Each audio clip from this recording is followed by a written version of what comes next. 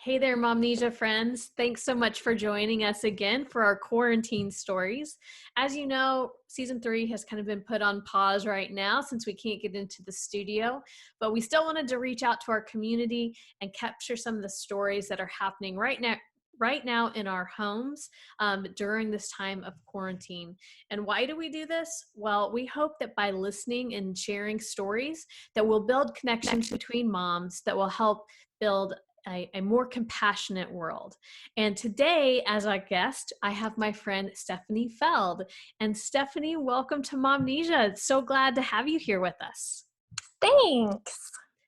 I know that things are a little unique, not only because it's quarantine, but you're actually not quarantined in your home. Tell us a little bit about your mom stats and why you are not at home right now. Well, I have been on a journey toward motherhood since 2013. And actually, during quarantine is when I officially became a mom by adopting. Yay! My son, Felix, was born March 1st. And he was premature. He was 3 pounds, 6 ounces. He's so tiny. And in the middle of everyone sheltering at home, I know he was so small. When everybody was starting to figure out they needed to stay home, that's when we got on a plane and left home. So we kind of the opposite story of other people. Yes.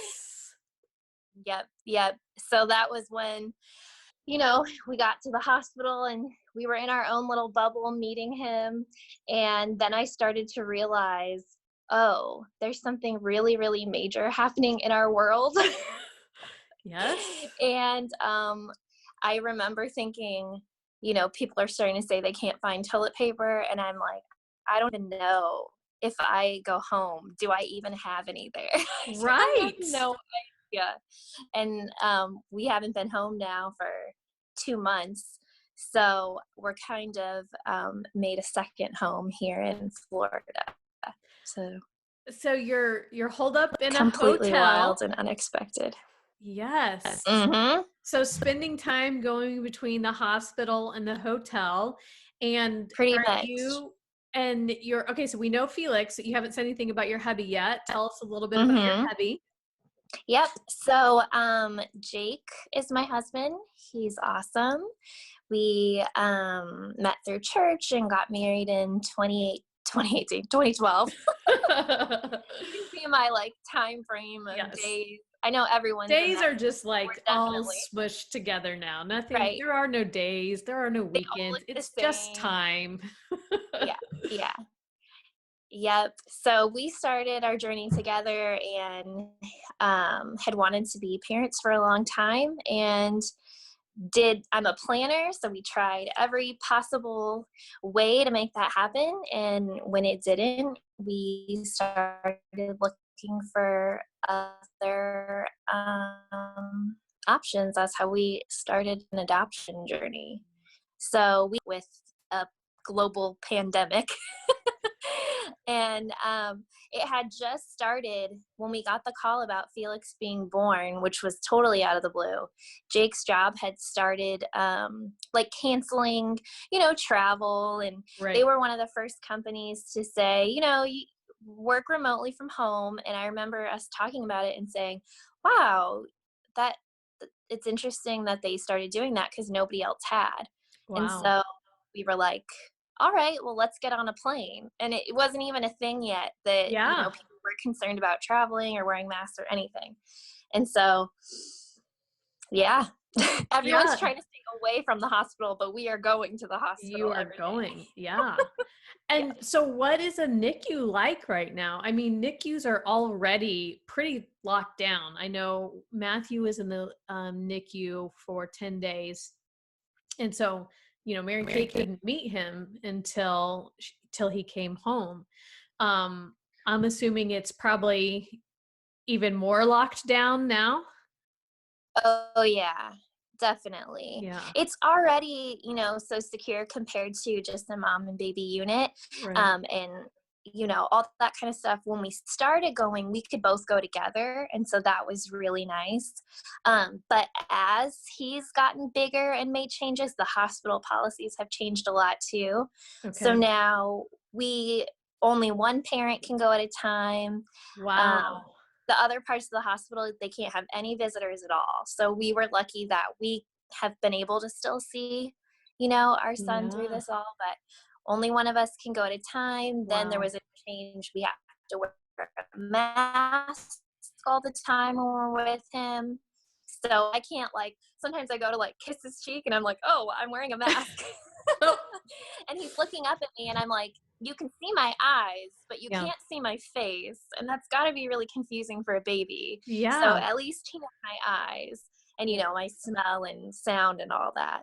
Yeah. But then they started doing you have to take your temperature every time you go in the building. And so there's just been changes. Thankfully, he's healthy and he's progressing and, we haven't had too much stress in terms of his health, but definitely the uncertainty of, if someone coughs on me when I'm in the grocery store, am I going to be able to see my son? Because I can't be quarantined, I don't want to have to be away from him. So Florida's very, they didn't have a stay-at-home order until really recently. So just out and about just as usual, which is really just trying to take it upon myself we're playing Pac-Man in the store. If you see someone go down an aisle, you go the other way and all that kind of stuff. So it's pretty unusual situation. Yeah, well, definitely remember, as if you wouldn't remember, this time anyway, it's going to be even more cemented in your mind. All those crazy things. And I'm sure it's been hard on family too. I'm sure that they are dying to meet him. And I guess that's not really a great way to say it during this time. They are very excited to meet him and probably haven't had a chance to yet. Lots of pictures. Yeah, they all said I would jump on a plane right now and come. Yep. FaceTiming is great. My grandparents can FaceTime now, luckily. But I said, even if it was safe for you to get on a plane, you can't, they're restricting visitors anyway. So everyone's really looking forward to that. And I just think motherhood has looked so different for us because, I'm saying goodbye to my son every night. Luckily we can be there at any time of the day for as long as we want. We can hold him. I do all his care, so the nurses really let me be involved in whatever I feel comfortable with. But it's weird. You think of newborns with the mom who is waking up constantly and sleep deprived. I'm not sleep deprived. I've slept more than probably now than in my normal life. But it's weird to, say goodbye at the end of our visit and to think it really took me time to realize the best thing I can do for him is get my sleep while I can and take breaks. And it's okay to not be there, 24/7. That's the thing that we're looking forward to the most is because NICU, you can't bring any food in, you can't bring any liquids. And I'm I just want to sit at home with my coffee and my son and hold him and have my husband be there and just veg out. That's my dream at this point. So hopefully soon we'll be able to do that together, but just suspending the judgment of not staying there constantly, or that some parents might do it one way. We're trying to figure out the way that works best for us. And I feel so thankful for all our friends and family who've taught us or let us into their parenting stories and taught us already that there's not one way to do things. And you can't judge yourself for what may work well for you, may not work well for others, and just letting that go so that we can just be there for him and not Yep. have all that other like mental chatter filling up our space that takes us away from just being with him. Good friends, man. I know. Thank God you have good friends that can help you process all of that, because that first time around as a parent it is so hard competing with these expectations and what Mm-hmm. you have in your head. And you'll learn even with a second child, if you guys have a second child, that what worked for one child does not necessarily work for the other. And it's just this constant kind of mental battle. So I'm so glad that you're going into this just kind of open to this experience of, we're going to take each day. We're not going to judge. I was really glad that Matt was the second child in the NICU, because I would have battled those same things, but knowing what I knew with Mary Kate and how important sleep was, I was Mm-hmm. like, okay, I can say goodbye to him and go home and sleep and come back the next morning, um, Mm-hmm. and just really cherish that sleep, and then also cherish the time that I had with him throughout the day. So, girl, you are wise beyond your years. So I so thankful that that's kind of the place that you're in, for sure. Now, Yeah. And you have to credit people. Like, it's vulnerable to let people into your story, it because we have definitely each other. is. Yeah. Yeah. So I'm grateful for the people who let us see like their good moments and then the like difficult moments and the boring moments too. Yes. Yeah. Yes. Because there's the full spectrum. It's a roller coaster. Yeah. Yeah. That's kind of what I feel like this time in quarantine has been, is like, yeah, we have really good days. For instance, last night we slept outside in a tent for the first time ever as a family. We've never done it Aw, before. Colin that's and I fun. were so surprised that we did it. um, so that was fun. And then there are days where either one of us or both of us feel like we can't get out of bed. We Right. can't stand our children. We are eating everything in sight and just want to curl up in a ball. So it definitely feels like it has been a roller coaster. Now, Mm-hmm. we've talked already a lot. And I didn't even ask you the question yet. So if you feel Oh like yeah. you've already shared what you want to share, that's totally fine.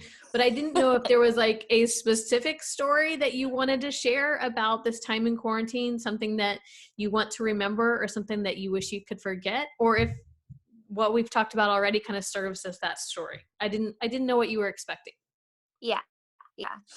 I think the moment that I want to remember is, we went to the hospital, we're holding this person. I didn't know what he would look like, so I like Googled, what does a baby that's 3 pounds look like? Because I didn't want to Ah, feel like the shock or if it's yeah. like not something I'm used to seeing. So we go, and we're looking at him, and I'm like, I think this is our son. I think I'm a mom now, but I'm not really sure. Like, does this qualify me as a mom? Yes. What does? And then a few days later, I was walking into his room to visit him, and I'm walking past the nurse station, and the head nurse was like, "Mommy, mommy." She was like calling someone, and I just like go about my business, and then all of a sudden I realized, oh, she's talking to me. Me? I'm And a I was mom? like, I had to be like, oh, I'm sorry. People don't call me that. Like, I think you're the first person who's called me that. And then I was Oh, like, oh, okay. I guess that's me. I'm officially a mom now. yes.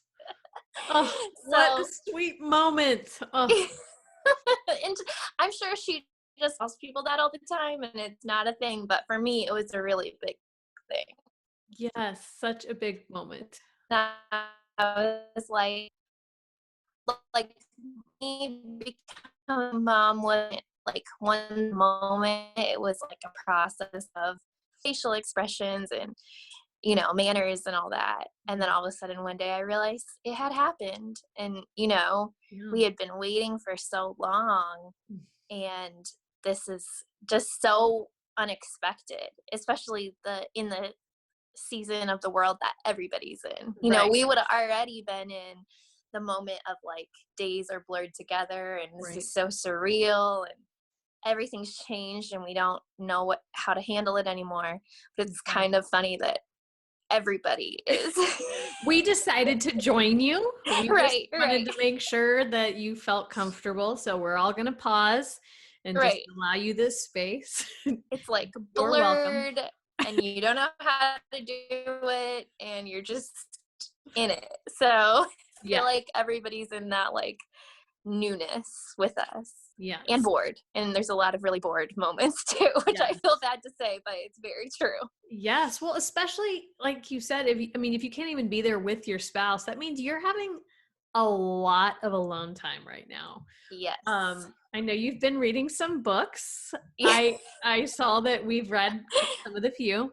I had this goal to read, I think I had 55 books this year. Oh, wow. Yeah. And I'm typically not like a voracious reader. That was like a really big challenge for me. And I have a 30-minute commute to work. And then I usually walk for a lunch break. And so I was listening to at least 2 hours of a book every day. So I was like flying through these audiobooks. Well, now I'm home and it seems like you have all the time in the world, but I no longer have time to read books because my family gets annoyed with me if I have earbuds in, which sometimes I annoy them anyway. But there aren't those long stretches of prolonged silence where I can be listening to a book. So I don't think I've completed a book since quarantine. If I think about it. So yeah. So what else have you been doing to fill your time besides reading? Yeah, I mean, I started with the normal, like Netflix shows, and eventually I was just kind of like, I think my brain is going to turn to mush if I do this anymore. That's how I got into reading. I don't typically read fiction. Yeah. And so, Jake, my husband, all kids. So that was kind of like a kid visiting like grandparents' house after all the fun and you kind of glitched out. Tell me, you said something about Jake. Yeah, he reads fiction. He only reads fiction. Okay, gotcha. So it was like a reconnecting of I can do this too, or we have this in common, because I started to just read a lot, and it reminded me of being a kid going to visit my grandparents after all the like fun and events, and then you're just sort of there and you're like, well, what do I do now? I would always read, and they had a lot of fiction and things like that. So it was kind of like reconnecting back to a part of myself, like from my own childhood, of that like really, really like stillness. Yeah. So I found found a part of myself again, which is really fun. Awesome. So I've torn through a bunch of books. Yeah. And then, what's been your favorite one? That is hard to say. I had already been reading this book, Americana, before we left, and I finally finished it, and that's by far my favorite book that I've read. That is like on one of my lists that I have. Yeah. So you say 2 thumbs up? I loved it. It took me a long time to read it because most of the time I was still in my normal. We're the opposite. In my normal life, I hardly made any time to read. In this new normal, apparently I have had tons and tons of time to read. Time, yeah. And then I just finished another book called Aisha at Last. Okay. And I think that they should really make a movie out of this. It is Jake is like my book concierge, so he found it. It's a modern, that's like his thing. I'm like, you should make a business out of this. So it's a modern day version of Pride and Prejudice. Ooh. But from from like a Muslim family. Okay. So it is really, really interesting, like having it modern, and then it's set in Toronto, and it's fully from like a Muslim culture and marriage norms and gender norms and all. I like loved it. Oh It my was goodness. great. I'm putting So it I on the list. rewatched Pride and Prejudice to see all the connections afterwards. That was like my treat. I watched the movie after finishing the book. So Which version of Pride and Prejudice did you watch? well, I watched the more modern one, the Keira Knightley. Oh, I love Keira Knightley. Yes. Exactly. So that's been a lot of fun. I get to move my body because I'm sleeping, yoga every now and then we've just been trying to cook at home because I love eating out, but obviously in this time it's probably not the best idea to eat out too much. Yeah. So trying to figure out how to cook from a hotel has been an adventure too. I'm sure that Yeah. I can't even imagine. Do they come with like pots and pans? Is it like an extended stay? It is. Okay. Yeah. And they do have most everything. We had to make a trip back home for a home visit with our adoption caseworker at home. So that was kind of nice because we got our car and then we brought back like all our cooking essentials, like our crock pot and spices and all that. So that made it much better. Yeah. Good. How long of a drive is that?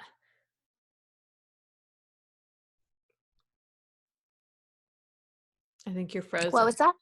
I said, how long of a drive is that? 15 hours. Yeah, I was afraid of that. That's very long. We had planned to fly, but obviously probably not the best right now. So now we've made that trip. We've been home and back, and then we're planning to do it with the baby too. So I think we're really looking forward. I've never looked forward to a road trip as much as this. I'm sure. And I'm sure maybe other parents have told you this, but like that first drive in the car with the baby, you are like, watch out, everybody. And for 15 hours, that might be a little stressful. So we'll have to do a test drive. Make sure to do your, maybe like a loop around the day before or something. Well, Steffeny, thank you so much for sharing. Yep. Thank you so much for sharing your story with us. It is just melting my heart.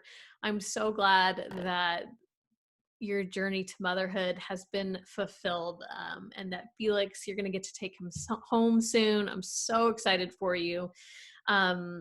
I hope that maybe one day you'll come on the actual podcast and share your full story of what that journey has looked like, because I know there are a lot of other women out there that have experienced similar heartbreak as you have, and just to know that we're not alone can sometimes be that message of hope that someone needs to hear. So I hope that in the future we'll be able to do that together. For those of you who aren't familiar with our podcast, we hope that you'll check it out. You can find it on any of your favorite podcast players, Apple Podcasts, Spotify. And we've also started a new YouTube channel to host these quarantine stories. So you can check out the podcast on there as well. Make sure to subscribe, rate, and review. That helps other moms find our community. And if you have a story that you'd like to share, reach out to me on Facebook and we can set up a time to record your story and share it with our community. We hope that you guys will stay home and stay healthy during this time, and we can't wait to see you in person again. Bye-bye.